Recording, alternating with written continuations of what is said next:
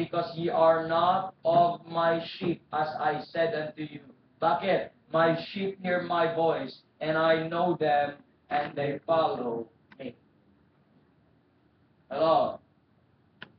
Now, nung ikaw po ay unsaved, hindi ka po sa Diyos, don't you ever claim that you are of God. Though you are created by God, okay? But you are not of God. Let's say, hard facts. And sabi po ng isang author, facts are a stubborn thing. Amen. Are you saved? Okay. Let's go to Ephesians chapter number 2. Ephesians chapter number 2. The Bible says in verse number 1, okay? Ano po sabi po ng Bible po dyan sa verse number 1? Ye are, okay, and ye had quickened who were dead in trespasses and sins, where in times past that ye walked according to the course of this world, according to the prince of the power of the air, the spirit that now worketh in the children of disobedience. Amen? We are what? Children of disobedience in times past, among whom also we had all our conversation in times past in the lust of our flesh, fulfilling the desires of the flesh and of the mind, and were by nature the children of wrath, even as others. We are children of disobedience and we are children of wrath, or not a child of God. Ano ba sabi sa chapter number 4? Chapter number 4,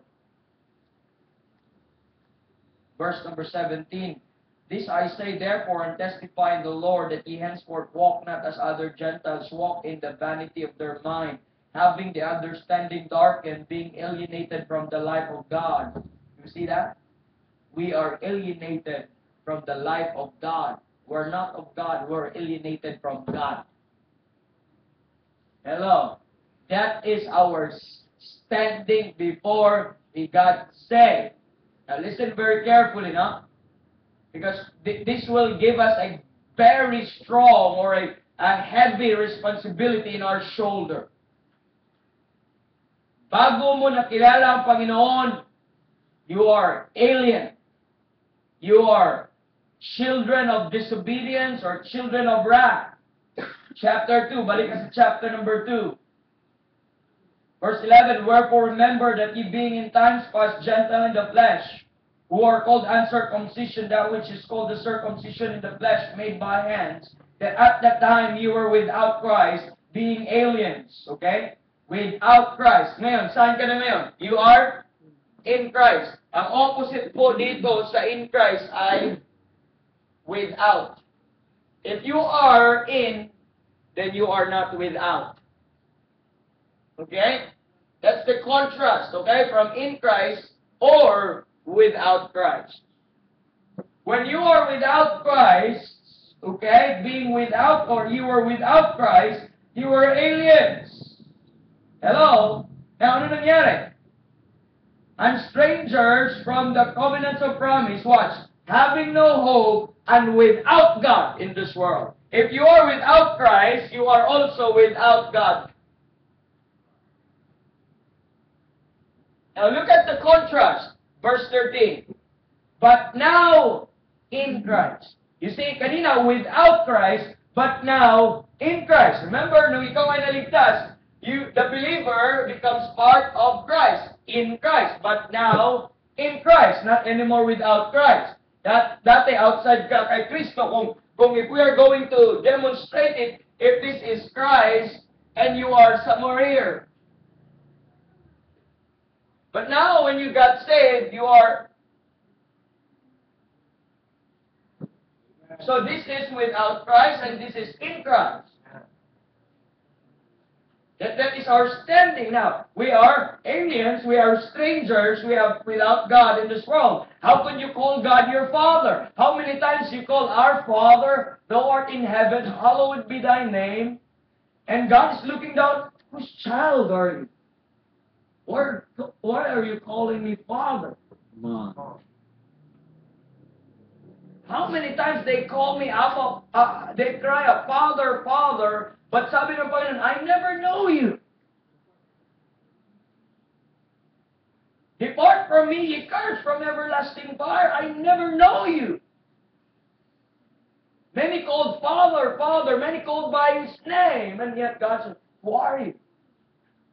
Because we are without God. We are alienated from the life of God. We are the child of wrath and child of disobedience. That's our standing before. Now watch. Look at Colossians chapter number 1. Colossians chapter number 1. Ano pang pagkatawag po sa atin? Verse number 21. And you, that were sometime, buti nilang sometime, no? And you, that were sometime alienated and enemies in your mind by wicked works. You see, we are alienated and enemies. How could we call God our Father? Because we are out or without Christ. We are outside of Christ. Pag word kasi sa King James Bible, without, ang ibig sabihin niyan, labas. To them that are without, labas. Sinabi mong without Christ, labas ka. Kaya makikita mo kagad ang contrast between without Christ but now in Christ. Tingnan niyo po, balik ka sa Ephesians 2. Now, look at that, verse 12, that at that time, okay? That at that time ye were, that means past tense, without Christ. Look at the verse 13, but now, in Christ. Yung past mo, without Christ. Kita niyo ba? Now, in Christ. So, being in Christ, that's the placement of the believer. Okay? That means you are in, not out. Okay? So, now, ngayon, yun po yung kalagayan po natin ngayon, nung tayo po ay naligtas. Okay? Nung tayo po ay naligtas, naging kaparte po tayo ni Kristo at nagiging anak po tayo ng Diyos. Not anymore the children of disobedience. Okay? Balik ulit sa Galatians chapter number 3. Balik sa Galatians chapter number 3. Look at verse number 26. For ye are all the children of God by faith. 3:26. For ye are all the children of God by faith in Christ Jesus. Now, the believer, the standing of the believer, when the believer is in Christ, he becomes the child of God in Christ. Okay? The believers becomes the children of God in Christ. Oh, what a good standing. What a wonderful standing. Now you can call God Father. Look at Romans chapter number 8. Romans chapter number 8. We are the children of God. Amen? Romans chapter number 8. The Bible says in Romans chapter number 8, in let's start with verse number 10. Okay, verse number 9. But ye are not in the flesh, but in the Spirit, if so be that the Spirit of God dwell in you. Now if any man have not the Spirit of Christ, he is none of his. Now if Christ be in you, amen. That is part, Christ in the believer. If Christ be in you, the body is dead because of sin, but the Spirit is life because of righteousness. Now, let's continue. Verse number 14. For as many as are led by the Spirit of God, they are the sons of God. For ye have not received the spirit of bondage again to fear, but ye have received the Spirit of adoption, whereby we cry, Abba, Father. Now, the Spirit itself beareth witness with our spirit that we are the children of God. Now, who made you, okay? What makes you possible na magiging children of God in Christ? Yung ginawa ni Kristo. By faith. Tama po? By faith on the finished work of Christ. But who testified that you are a child of God in Christ? The Spirit. Who bear witness with our spirit.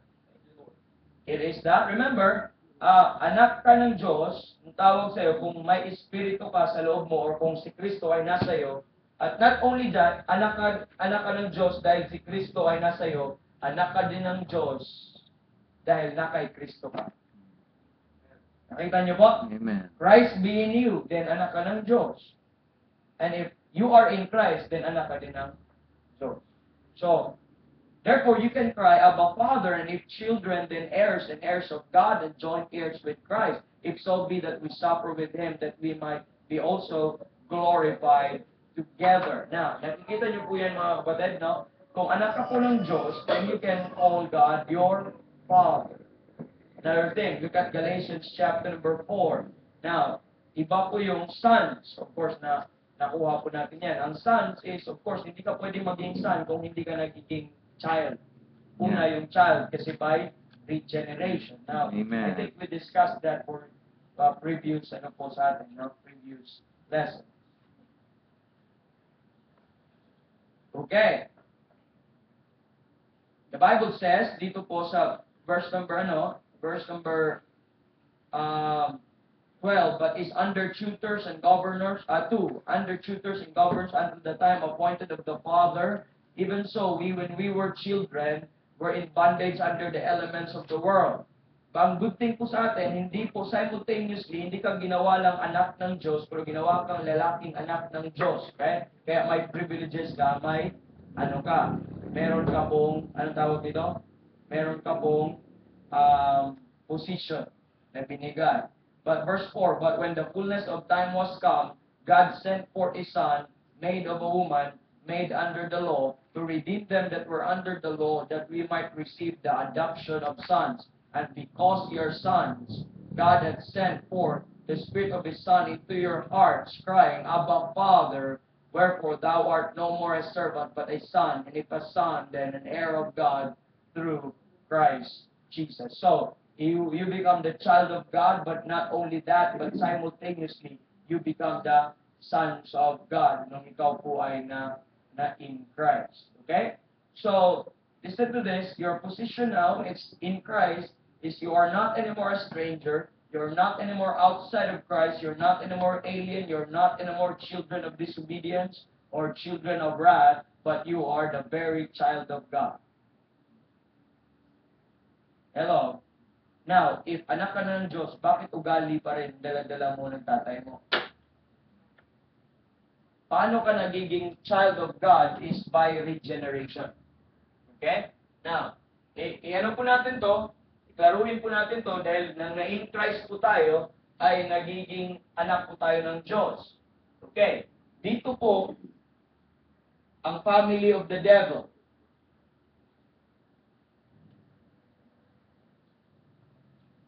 Okay. The family of the devil, and this is the family of God. Okay. Dalawa pong pamilya. Ito po yung mga Nung ikaw po ay unsaved, you are part of this influence. Okay, nandito ka sa loob po na ito. Ikaw to. Lagyan natin ng star. Ikaw yan. Now, nung ikaw po ay naligtas, kailangan po natin to, ang process po na ito para maging anak ka ng Diyos is regeneration.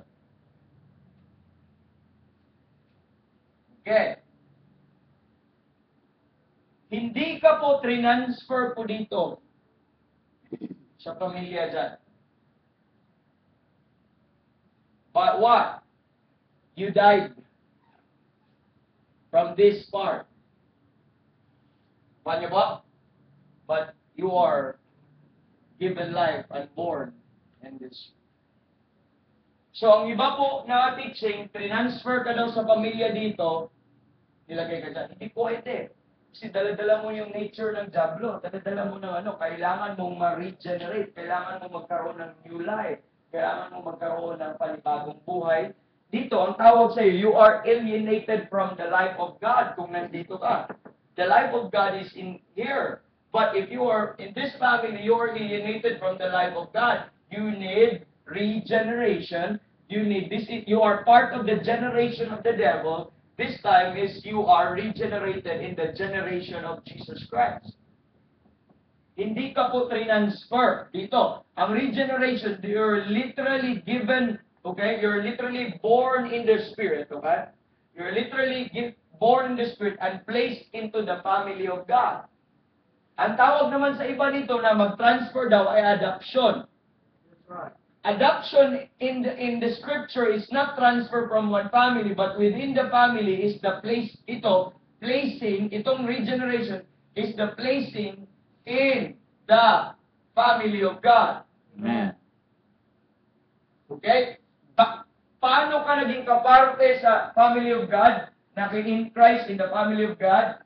By regeneration. Now, ang adoption na naman is what we call the placement or the giving of the position. Okay? The giving of the adult position within the family of God. So, hindi ka po, ang adoption, hindi ka po transfer from the family of the devil, inadapt ka ng Diyos, kaya naging kaparte ka dito. But you are already part of the family of God. Listen very carefully. Love? Kaya ka nandito because you're already part of the family of God. And within the family of God, God has given you a position to become an adult son. For what purpose? For inheritance. That is the placement. Okay? Yung isa, placing. Yung isa, placement of a particular position. So, ito pong regeneration is so concerned on relationship. You start to have relationship with God. You can call God now your Father, or you become now God's own child or God's own son. That is regeneration. Now, ngayon, ang adoption naman, it's, parang pwede mo namang i-adapt si Brother Randy, kahit anak mo. Example, si Brother Randy may anak, ang anak niya si Brother Dan, si Brother JR, at saka 7 ang kanyang anak. Of course, lalo na sa Jewish law, ang panganay lang ang pwedeng magmana. Ang gagawin mo ni Brother Randy para lahat po ay tagapagmana, bibigyan niya lahat na ito in papers or in the law, na lahat sila panganay. Now, ladies, delikado kayo kung sa program ng Panginoon through the Jewish system, wala kayong pamana, wala kayong inheritance in Christ. Kasi babae kayo. At kami din, wala kaming inheritance. Kasi kung sino yung unang naligtas, siya yung pinakapanganay in the family of God. Siya lang yun ang Pero sabi ng Biblia, lahat po tayo ay heirs. So, ang tawag po niyan ay the process of adoption. So, hindi po transfer from one family to another family. Kasi ang tendency kung transfer ka sa pamilya ng Diablo, papunta ng pamilya ng Diyos, dala-dala mo ugali ng Diablo, hindi ka talaga naliligtas. You are not really of God. But the moment you've got saved, remember, you are alienated from the life of God. Tingnan niyo po ang kaligtasan po dito sa John 1. Tingnan niyo po. John 1. Okay? Tingnan niyo po sa verse number 12. But as many as received Him, to them gave He power to become the sons of God, even to them that believe on His name. Look at verse 13. Yung mga naligtas, verse 13, which were born not of blood, nor of the will of the flesh, nor of the will of man, but of God. You are literally not born of flesh, not born of the will of man, but of God. Nung ikaw po ay naligtas, you're literally born of God. Okay? Kaya nga sabi ng song, born of the Spirit, with life from above, into God's family divine. That's a good doctrinal song. Justified fully through Calvary's. Oh, what a standing is mine. See, born of the Spirit with life from above. Bakit? Born of the Spirit with life from above. Ano? You are literally born of God. Ano yung standing sa isang sinner? alienated from the life of God. Okay? Born of the Spirit with life from above. Literally, you have given the life of God. Do you believe that? Sure, you should. Tingnan niyo po, kung ikaw ay naligtas, anong meron kang nature? Second Peter chapter number 1. Second Peter chapter number 1. Tingnan niyo po. Verse number 4. Second Peter chapter number 1, verse number 4. Whereby are given unto us exceeding and great precious promises, that by these ye might be partakers of the divine nature. You see that?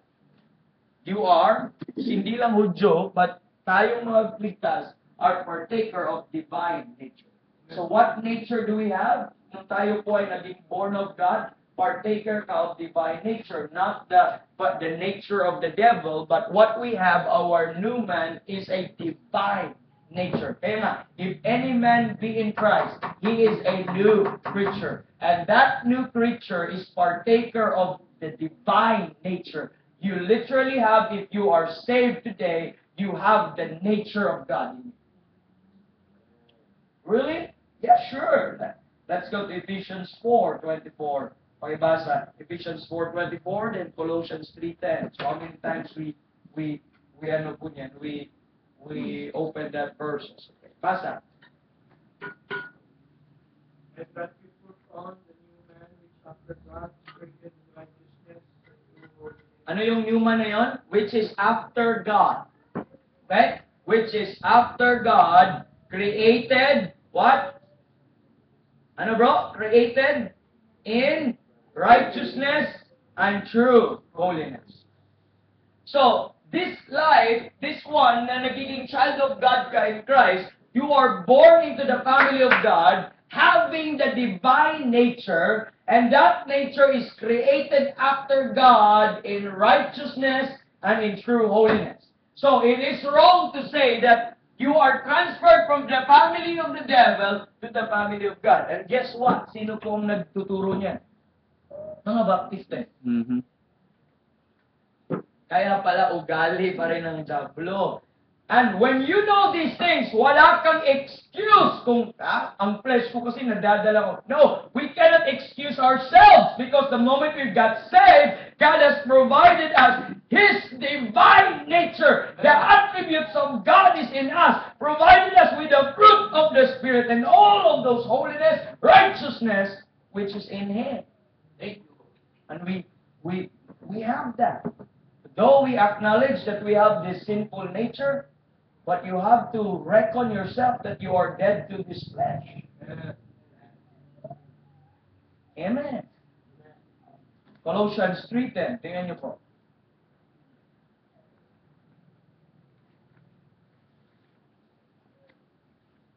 Basa. Colossians 3, verse 10, and have put on the new man, which is renewed in knowledge, after the image of him that created him. So after the image of Him that created Him. So you are already renewed in knowledge. Dati in times past, children of disobedience, we followed after, okay, tingnan nyo po. Ulit, review. Ephesians 2. Ano po pagkasabi ng Bible? Verse number 2. The Bible says in verse number 2, wherein in times past, you walk according to the course of this world. In your mind, Colossians 3:10, okay? According to the course of this world. Ngayon, ang mga tao nag-walk na ulit according to the course of this world. Amen.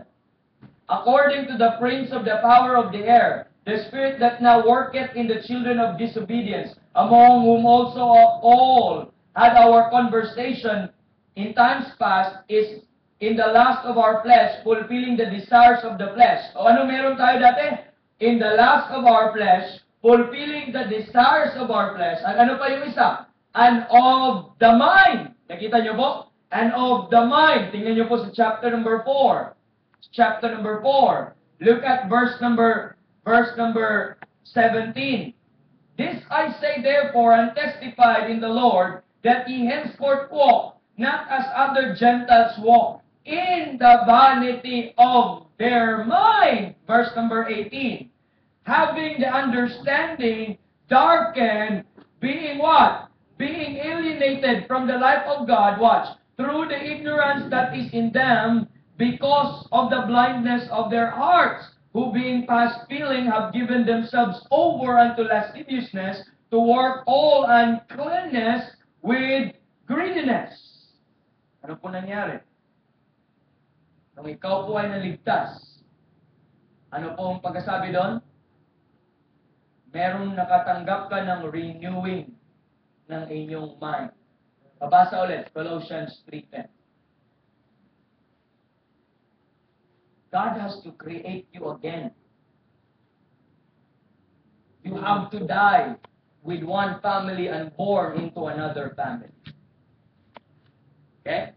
Sige po, basa. Just written and have put on the new man, which is renewed in knowledge. Okay, renewed in knowledge. Dati may problema tayo sa mind, sa ating last, sumusunod tayo. Renewed in knowledge, and guess what? After the image of him that created him. After the image of Him that created him. Kanina, may new nature ka. Divine nature. And this nature is the image of God. Is created after the image of God. Kanina, after righteousness and in true holiness. Now, thus, mga kapatid, you cannot just transfer here and be here without being renewed. Bakit? Look at Ephesians 2:10. Sige po, Ephesians 2:10. I'd like everyone to read Ephesians 2:10. Sige, basa. We are in created Christ Jesus unto good works. You see, we are created in Christ Jesus. You are not transferred, but you are created in Christ Jesus. Kaya may new creature ka. Kaya may image ka of God. Kaya mayroon kang divine nature. Lahat ng yung qualities ng Diyos, yung moral qualities, spiritual qualities ng Diyos, nasa new man, nasa new creature, nasa atin. Amen. Amen. Kahit how hard yung scripture na ipapasunod sa atin, meron tayong kapangyarihan, meron tayong kakayahan dahil may new nature na ilagay sa atin ng Diyos. Amen. Anong process? Look at Titus chapter number 3, verse number 5. Titus chapter number 3. Ang process po nun, para magkaroon ka ng new nature, ay kailangan mo ng regeneration. Yes. Titus 3:5. All together, read. Titus 3:5. Go. Not by works of righteousness which we have done, but according to His mercy He saved us, by the washing of regeneration and renewing of the Holy And yung Ghost. regeneration has something to do your new birth, and may isa pa, renewing of the Holy Ghost. So, nung ikaw po ay naging child of God, you're not anymore child of the devil, child of wrath, child of disobedience, amen. Not anymore aliens or alienated from the life of God, not anymore a stranger, but you are literally born of God, having the divine nature in you, amen. That which is created after the image of God, amen. You are literally created in Christ Jesus, by regeneration. You have that renewal in the mind which is before the wicked mind. Amen. At sino nangyayari? Hindi ka transfer. Ginawa ka ng Panginoon. You have to die. Hindi ka transfer from this family. You cease to exist from this family. Really? Yes. So yeah, let's go to the Bible. Romans chapter number 6. Kaya po, you have to be dead to the law. Amen. Now, Romans chapter number 6. You have to know that. Okay? Kaya ang tawag sa atin, we are what? Crucified in Christ. Amen. Amen. Kaya sa Diablo, or sa pamilya ng Diablo, or even sa mga elements of this world, we are non-existent. Okay? Look at this. Anong sabi po ng Bible? Know ye not that so many, verse 3, many of us were baptized into Jesus Christ, were baptized into His death. Therefore, we are buried with Him by baptism into death. Can you imagine? When Christ died, when you believe on that death, burial, resurrection, you also died with Christ. That like as Christ was raised from the dead by the glory of the Father, even so we also walk in the newness of life. For if we have been planted together in the likeness of His death, tingnan nyo po, in the likeness of His death, and we shall be also in the likeness of His resurrection. Now, tingnan nyo po, you died here, okay? You died here, you are resurrected here. Amen. Okay ba, no? Not really transferred, but literally born then. Okay, now let's move on. Verse number 6. Knowing this, that our old man is crucified with Him, that the body of sin might be destroyed, that henceforth we should not serve sin. For he that is dead is free from sin. Are you dead? Supposedly we're dead. Dead to sin. Hello? Dead to sin and dead from sin. Ang ginawa po natin binuhay po natin yung ating katawan Okay, now, let's move on. Ano pang pagsabi? Verse 8. Now if we be dead with Christ, we believe that we shall also live with Him. Knowing that Christ being raised from the dead dieth no more, death hath no more dominion over Him.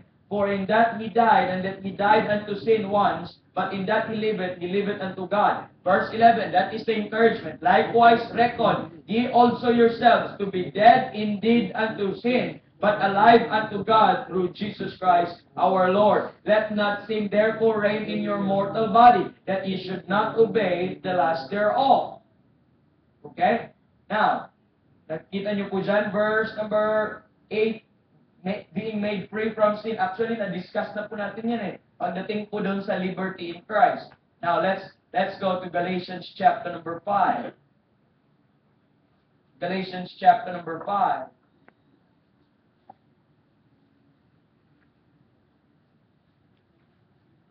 Ano pong gagawin po natin?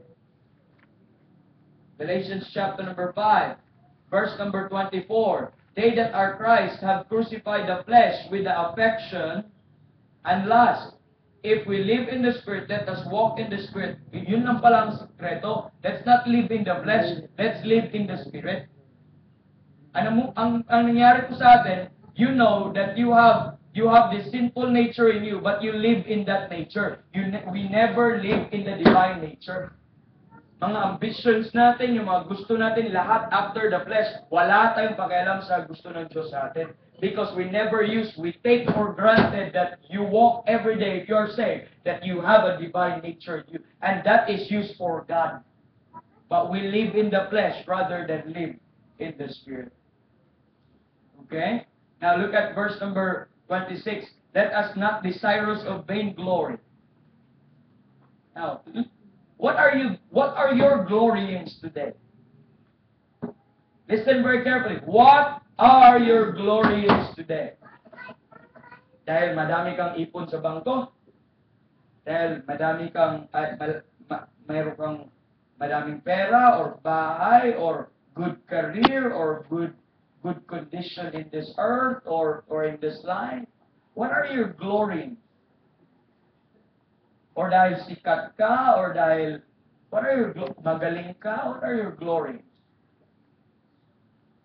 Let us not be desirous of vainglory. Be careful, baka vainglory po yan. But sabi po ng Bible, he that glorieth, let him glory in the Lord. Paul said, God forbid that I should glory save from the cross of Christ. What are your glories today?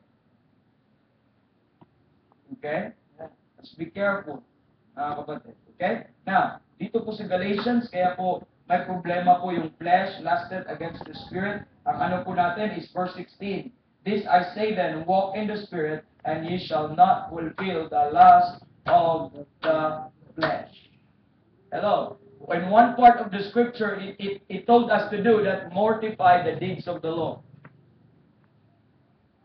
Mortify the deeds of the flesh. Anong gagawin mo? Mortify. Mortify. Diyan nakuha yung mortician. Ano yun? Patayin. Slew it. Kill it. Kaya sabi ni Paul, I die daily. Araw-araw namatay si Paul, sinasaksak niya. Hindi. Ang tinutukoy po niya, yung lust niya, yung affections niya, Crucify niya, pinako niya kay Kristo. Kaya sabi niya, and the life which I now live in the flesh, I live by the faith of the Son of God. Therefore, he did not walk after the flesh, but he walked in the Spirit and after the Spirit. And the life which I now live, because he has a past life. I live by the faith of the Son of God, who loved me and gave himself for me. We are to mortify those deeds. Look at Colossians chapter number 3. Colossians chapter number 3. Verse 5, mortify therefore your members which are upon the earth, fornication, uncleanness, inordinate affections, evil concupiscence, and covetousness, which is idolatry. Be careful with the covetousness. You may not be worshiping. Listen, you may not be worshiping an idol like the Catholics do. But you may be worshiping something else in you when you are too covetous, earnestly desiring of something. Covetousness is idolatry. But careful. Anything that, sabi ng isang preacher, that put God second is an idol. Sabi po doon sa Ezekiel, nung nag-discuss po tayo with regards to idolatry, sabi po doon, the problem with you is the idol in your heart. Sabi niya sa Israel, we have so many idols, multiple idols in our heart. Ang dami nating Diyos-Diyosan sa ating puso. At isa po doon pera, isa po doon anak natin, isa po doon mga sarili po natin, isa po doon mga cares natin sa mundong ito. And we take for God for granted and we serve the creature more than the Creator, who is blessed forevermore. Worship and serve the creature more than the Creator. Please know what are these gods in your heart. And you will have problem as the child of God in living those things. Kaya, ang tawag po doon is mortify. Because God has given us a new nature. That is a divine nature.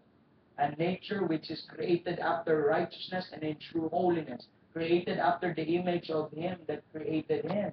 And we become the workmanship of God created in Christ Jesus. Ano po? Unto good works.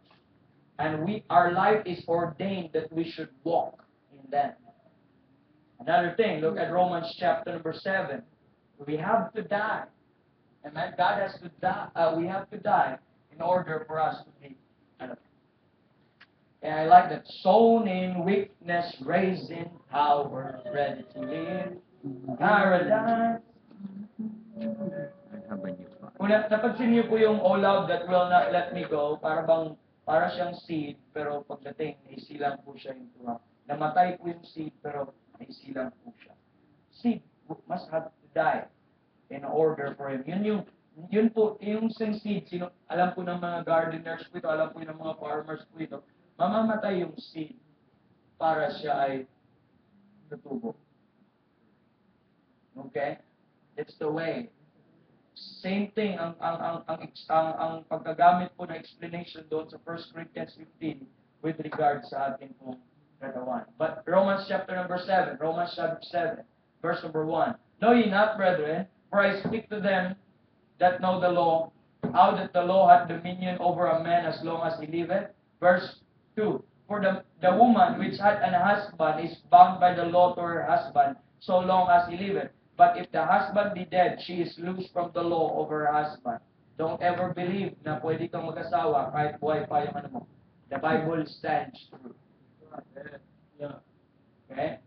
You are not loose if your husband is not dead.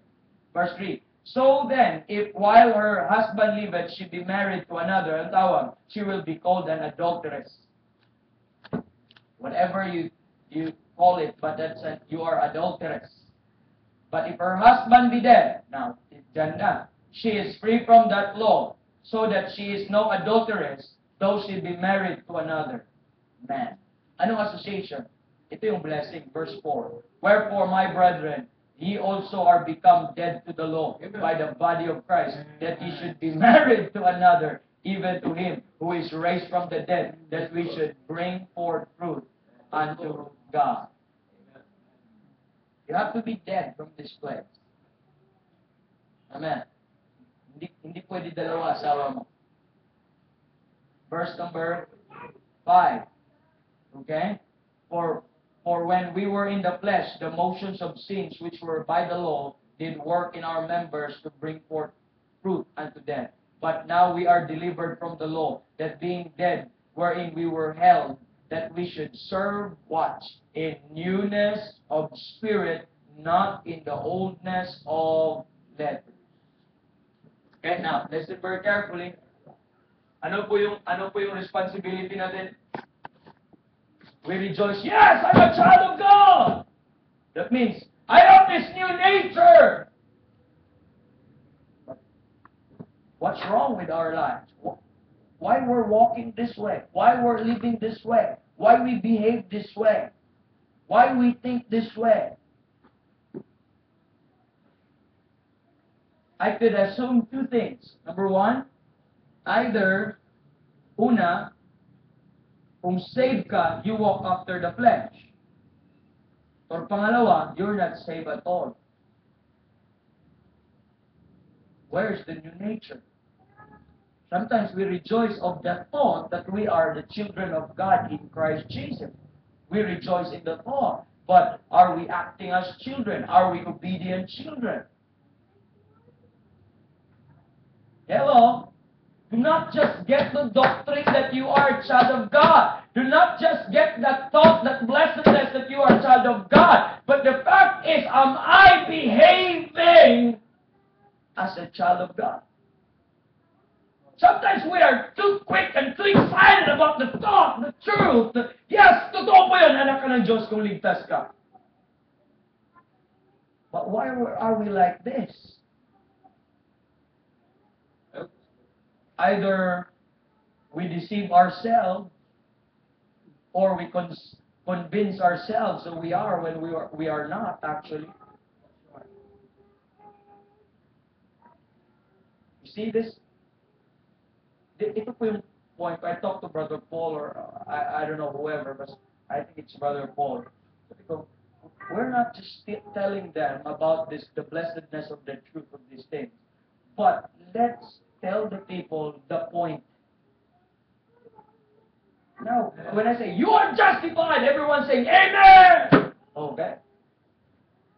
You are regenerated, everyone's saying, amen! Because that's an exciting fact. Those are exciting thoughts and truths. But when we preach, in the other side, the practical side of the doctrine is, why are you living like that?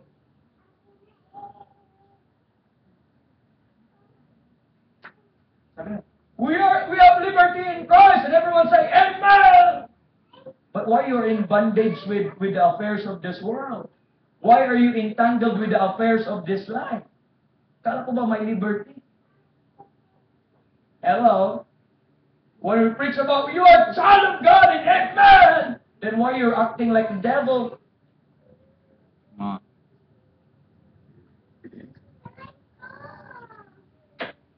Come think about that.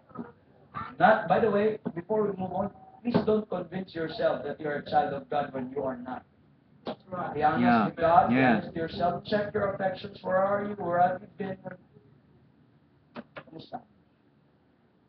Man, I'm not here to judge. I don't know your heart. It is the Spirit that bears witness with our spirit that we are children of God. But sometimes, mga kapatid, may manifestations. And ang manifestation ang nakikita ang flesh rather than ang spirit. But sometimes you put question mark on a person. But if others are putting question mark in you, why don't you ask yourself also? Are you saved? Amen. Now, it is indeed a great blessing to know that you are a child of God. It is indeed a great blessing. Who among you, you're blessed when you learn from the Bible that you're a child of God? Wala? Indeed, it's a great blessing, and it brings a wonderful feeling, amen? It encourages me. But in the other hand, it is another thing to say that we are doing as a child of God. We are blessed of what God did for us. But in the other hand, is God blessed of what we do for Him? Or what we have done for Him? Now, ito po yung point ko po. Ang dami nating truths na natutunan. Kung may genuine learning talaga, hindi na naman kailangan natin magsimba naman kayo ng Sunday. Kailangan pa ba natin mag-preach ng ganyan? Pambata na naman yan eh. Magsimba naman kayo ng Thursday. Mag-attend naman kayo pag may opportunity. Unahin niyo naman ang Diyos. Kailangan pa ba mag-preach ng ganyan? Knowing that you have a divine nature? Or automatic na yun? Tama? Okay, bakit ang pastor ay lalabas pa ang ugat? Wala, fine. Children pa kasi, eh? Yeah. Glory to God. Man. So that's all about it. If I'm going to start another, hindi ko yung matatapos. Kaya I'll quit in this topic. Isa lang muna. Actually, kung if you look at my lesson, no, children of God, yan na, wala nang yung verse. Galatians 3:26. The rest are just unplanned and all of this. But it's just, pag magbukas ka ng Bible, it will connect to another. I don't care if we're not for the how many things that we know about in Christ, but I'd like to know that if we really have understanding of what we have in Christ. Are you a child of God? Amen, by God's grace. Mahina, ang iba hindi. Yan, ano po exhortation po from our pulpit? Let's walk worthy of the vocation wherewith we are called. Let's walk worthy of the vocation wherewith we are called. If you say you're a child, walk worthy as a child of God. If you say you're a child of God, then live for God. Obey God. Submit unto God. Di ba gusto natin ang children din mag-obey at mag-submit? Anak ka! Mag-submit ka! Mag-obey ka sa iyong parents! Eh si tatay, hindi nag-submit sa kanyang tatay din, which is in heaven. Now listen very carefully, fathers. I know on Father's Day last week, but can I tell you this? If you want to demonstrate obedience to your children, and subjection and submission to your children, a good demonstration is your obedience to God and your subjection and submission to your heavenly Father. Amen. As a child of God. Let them see. Let them see from their very eyes. Let them witness that your life is a living testimony that you are obeying God, which is your Father in heaven. Amen. Amen. Amen. You're demonstrating that. And you're showing to your son, this is how to obey. Because, listen very carefully, because as a father, you are the type or the picture of God in the home. You are the picture of the Heavenly Father in the home. And if you are a picture, then show forth what obedience. An old saying goes like this, okay? A good leader is a good what? Follower.